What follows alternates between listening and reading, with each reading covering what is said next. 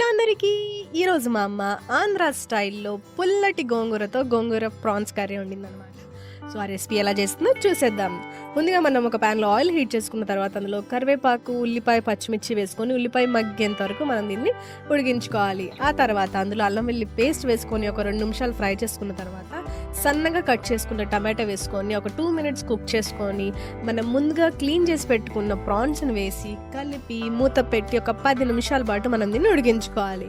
ఆ తర్వాత అందులో కల్లుప్పు, కారం అండ్ గరం మసాలా వేసుకొని కలిపి కొద్దిగా వాటర్ పోసుకొని దీన్ని ఒక 2 మినిట్స్ పాటు మనం ఉడికించుకోవాలి.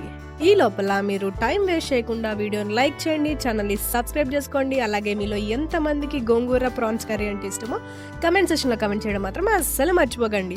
ఇప్పుడు ఇందులో మనం వాష్ చేసి కట్ చేసుకున్న గోంగూరను వేసుకొని కలిపి మూత పెట్టి ఒక 10 మినిట్స్ ఉడికించుకుంటే ఎంతో టేస్టీగా ఉండే గోంగూర ప్రాన్స్ రెడీ.